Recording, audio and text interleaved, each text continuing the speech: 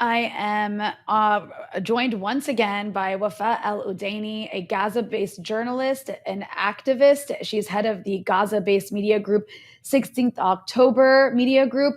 Wafa, welcome back to the Freedom Side.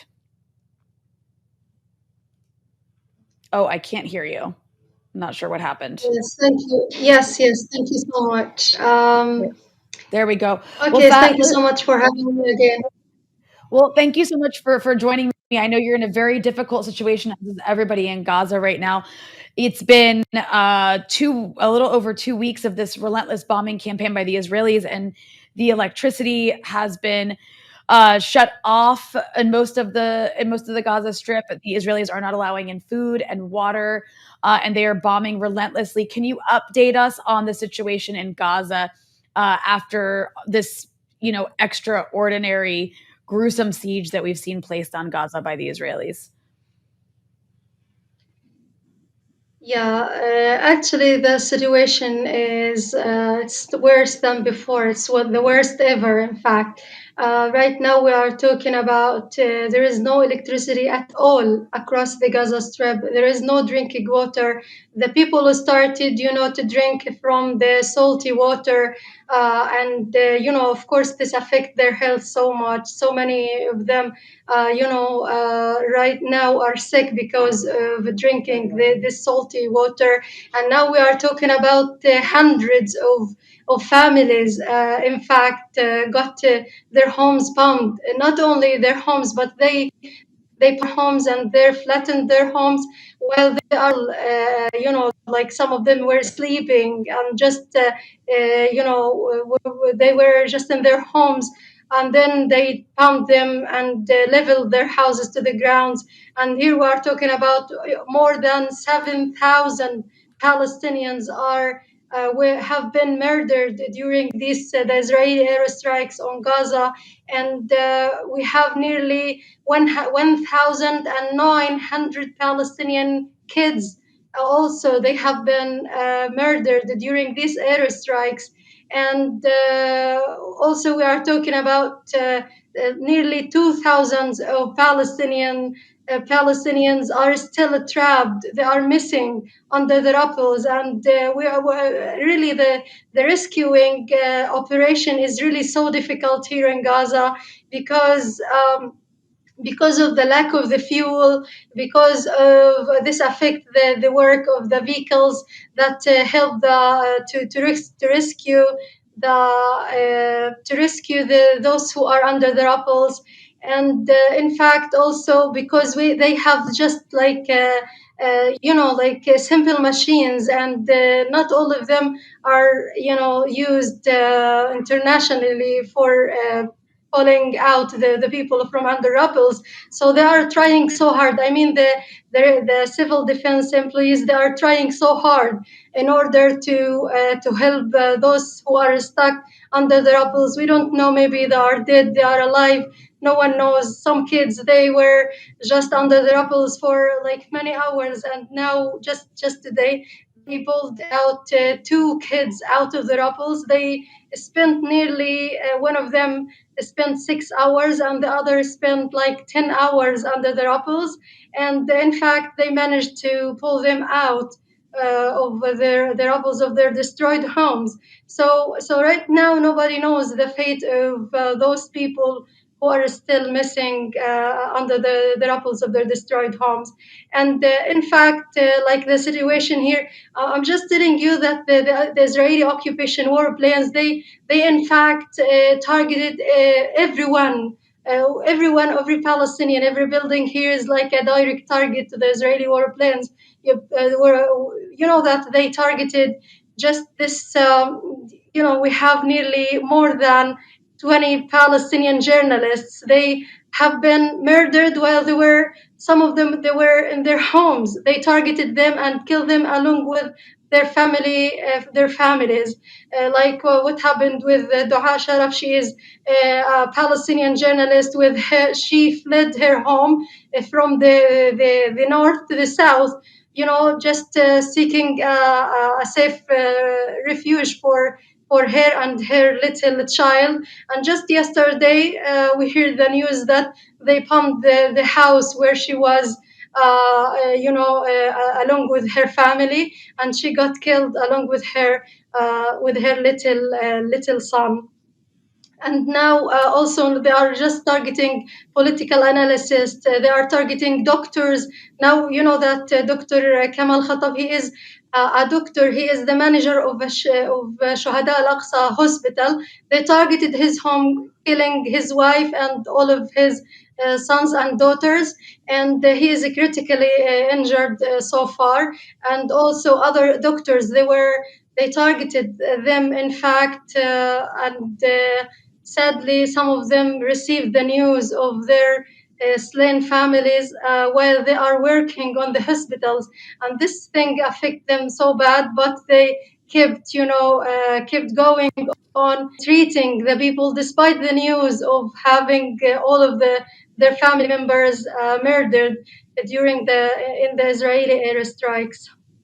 And in I'm fact, yeah. No, no, I was just gonna ask you, I mean, is it believed that this is, like, intentional, that the Israelis are intentionally targeting the families of medical professionals and media professionals? I did see that in the Israeli media, there was a commentator who actually said that the family of the Al Jazeera correspondent was killed, deliberately by the Israelis. Yeah, in fact, this is really it is so clear that they are targeting the civilian homes and the residential buildings and the homes. And in fact, many times, if their officials, they said it clearly, and even on the media, they declared it clearly that we are targeting civilians. And for we know that sometimes there's something like one event or two event, they just maybe they targeted it mistakenly maybe. But in fact, like, we are talking here about like thousands of events here. They just like they threatened the Al-Quds hospital. They threatened the people to evacuate from it. I don't know what is the threat such hospital cause for the Israeli occupation army. And not only that, like they just said it clearly. The minister of civil defense, he said it, that we are dealing with the human animals. So they just dehumanize us as Palestinians. So everyone is a direct target. I mean, like they targeted the political analysts home, two of them just today and yesterday, and they killed some members of their families. I'm just talking here about Dr. Adnan Abu Amir. He is a political analyst. They targeted his home, killing his grandson and his son and daughter, and also targeted the founder of the Great Return March home, killing his stepmother and his son, his two brothers, and he critically injured along with his other son. So it's so clear, and I'm just telling you just two events here. Like for example, they are just threatening the people to move from the north to the south. And in fact, like, they committed so many massacres in the south, like in the north. And here, like, that across the Gaza Strip, the people, we can, like, in around the clock, we hear like massive explosions. We hear like a Palestinian family got bombed and the family members got injured. That's why we have this big number of people who really got murdered by the Israeli airstrikes. So they just target them without warning notice, or without prior notice or anything else.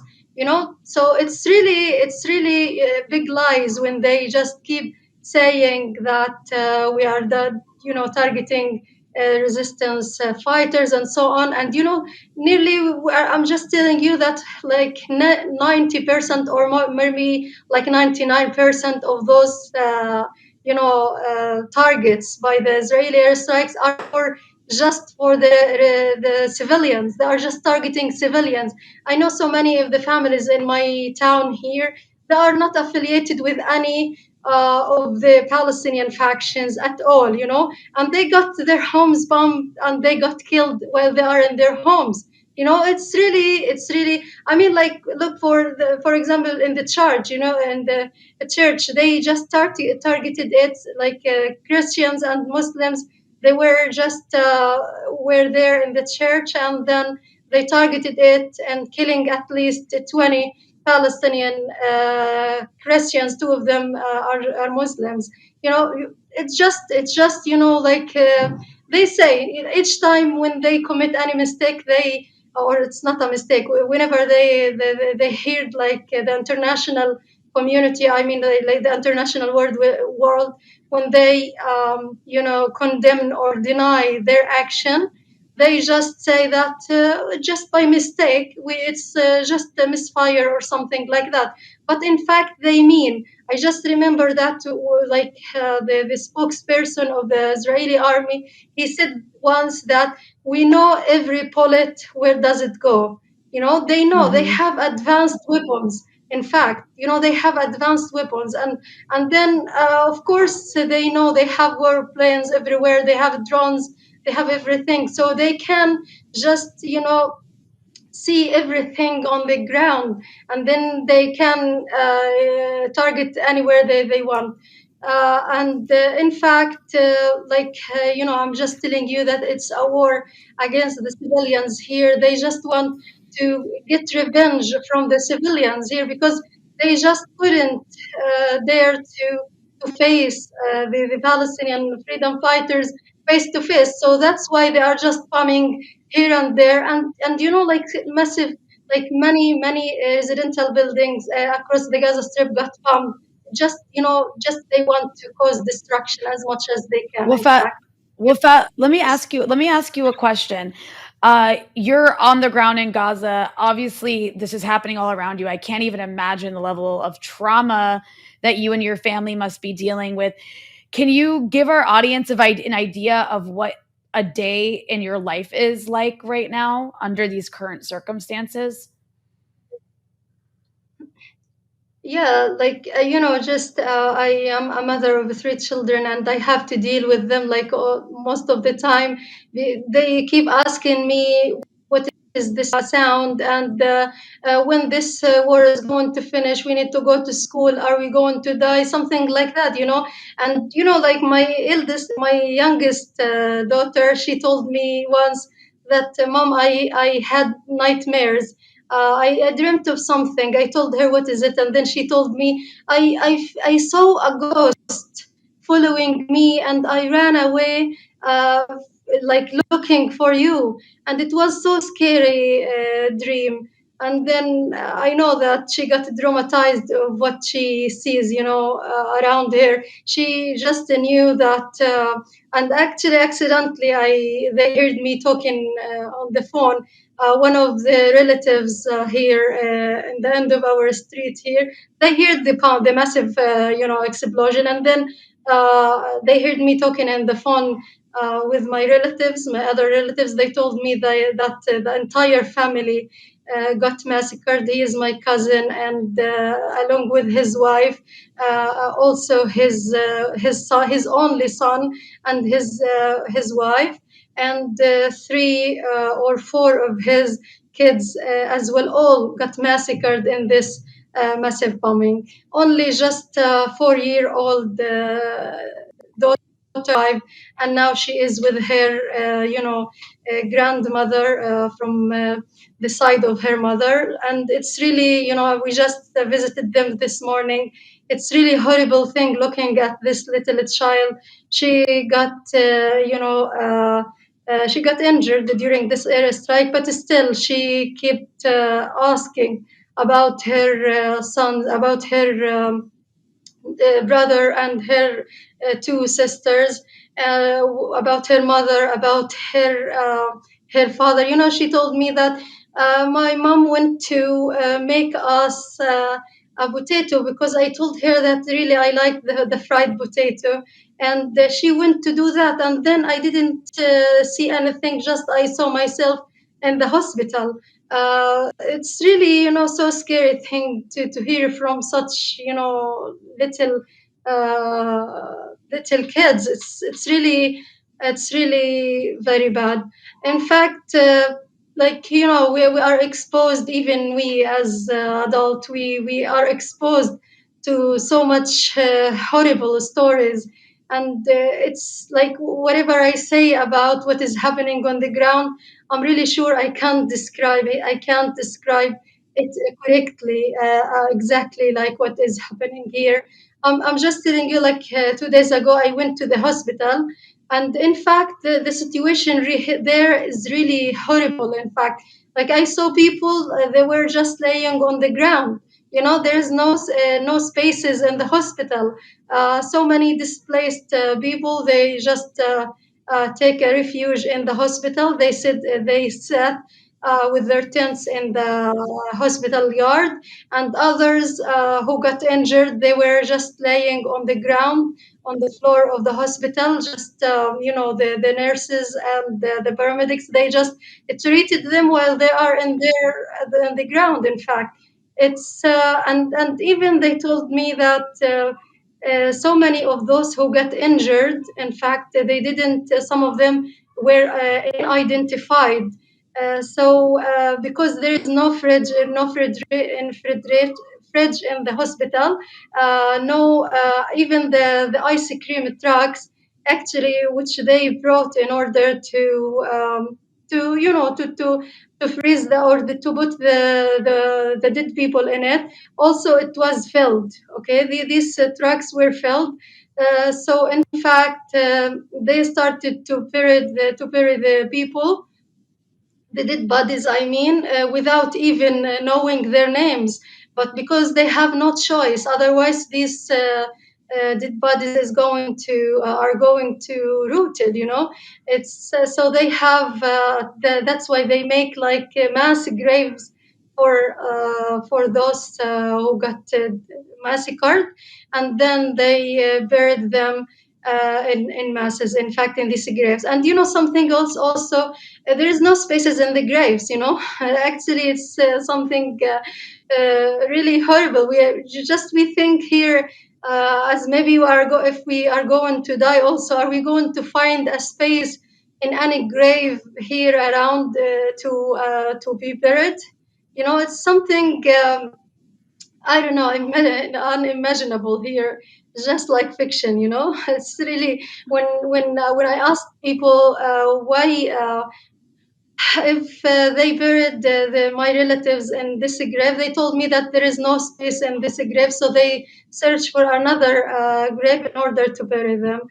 And even they just told me, maybe if there is another dead people, we're not going to find any spaces for them.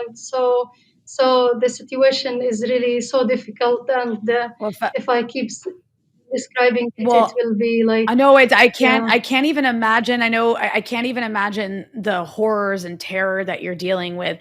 And I just also wanted to ask you, I mean, on top of everything you just described, we talked earlier about how the Israelis refuse to allow food and medicine and water into the strip, or even fuel to pump water. I'm just curious, how are people accessing water to drink and food to eat at this point?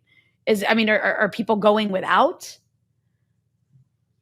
Actually, there are the people, like, sometimes actually they go to the sea.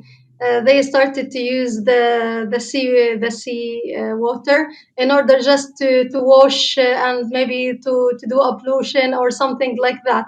And sometimes some people, they have wells in their lands, so they help the people to distribute water, enough water for each one. Just not the big amount, but at least just to do the basic needs in homes. We don't do the, like, for me, I just, like, since nearly a week or more, I couldn't, in fact, wash the clothes of my kids, and even our clothes. It's really difficult, because if I want to spend the water in just the washing these things, then I'm not going to find the other for other basic stuff. So like the situation, I mean, like these will help the people so much, but not in every place we can find this. And when it comes actually, when they could bring the water from these wells, actually just not enough for everyone, just everyone just maybe take like a few amount just for his family to survive just for a few days, nothing more, in fact.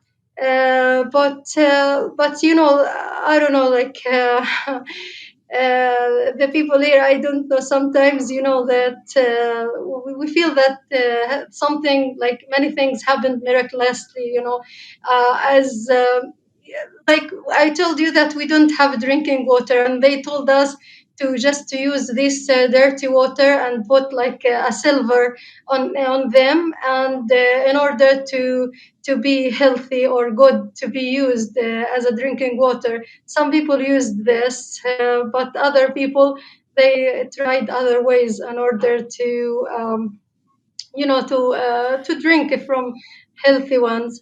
And in fact, because like the fuel we still have a fuel only for 24 hours according to the owner, where they just announced that only 24 hours, and then the whole Gaza Strip will be also run out of the fuel. We firstly, after they cut the electricity, we depend on the fuel, but now, so that's why we operate sometimes the some machines, and we use them to for drinking water. And if we are talking here about after 24 hours, if we don't have also fuel, this means uh, that we don't know what's going to happen, in fact. But we do believe that the world, inshallah, will act and will stop this atrocity and this genocide from keep, from they will stop the occupation from keep committing the genocide against the Palestinians.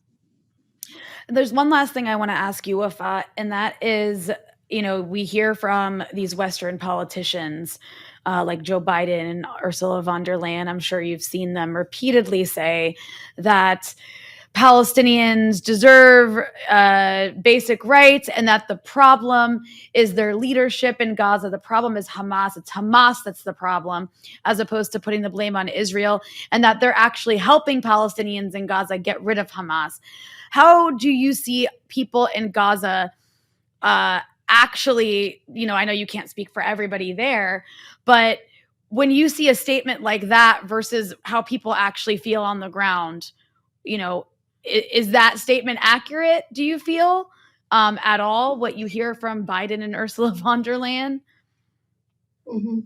Actually, it's like a big shame from this man to just declare something like that, because he knows the truth, and he knows that this army that they support, that's they really fund from, like I mean, they fund it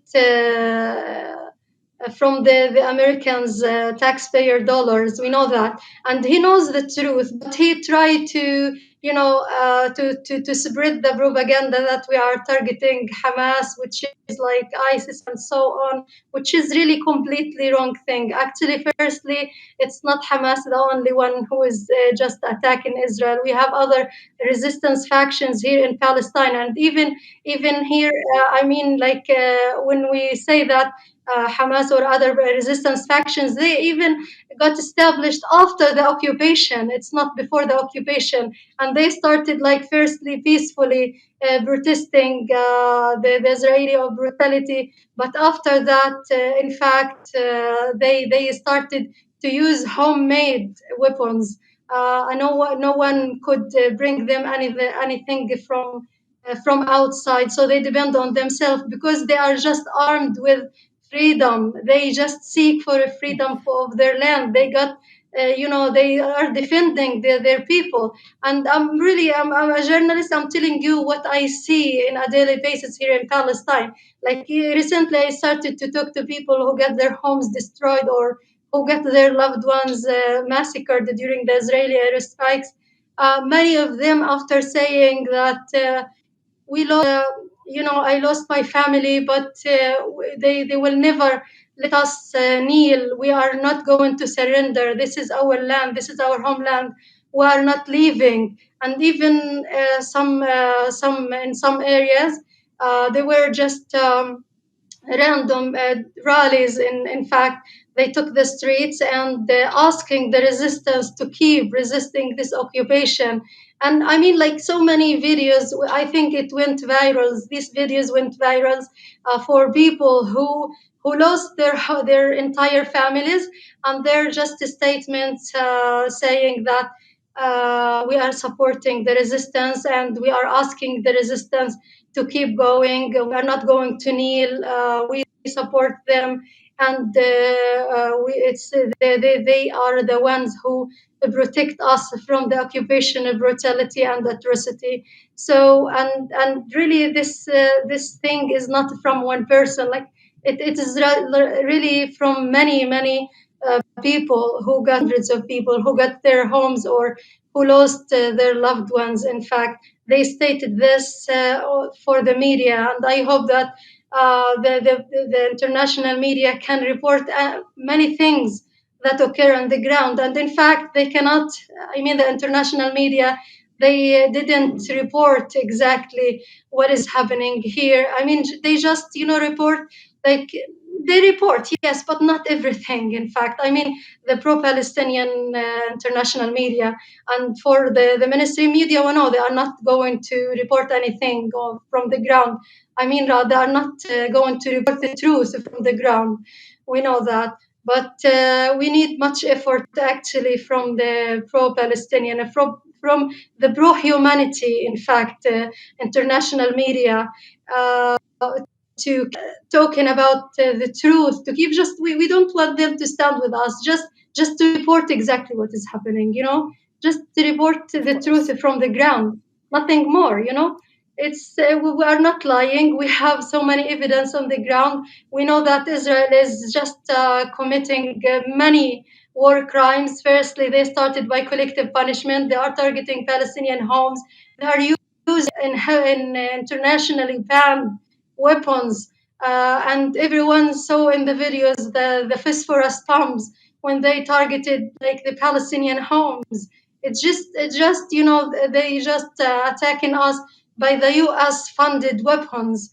In fact, and then of course many crimes were committed, but still the mainstream media and their supporters still do not believe that the truth and what is going on here exactly. Well, Wafa, I want to thank you for once again joining me. I know you're in a very difficult situation, so I appreciate your time. Please stay safe. Thank you for joining me on the Freedom Side. Thank you so much for That having me. It's my pleasure.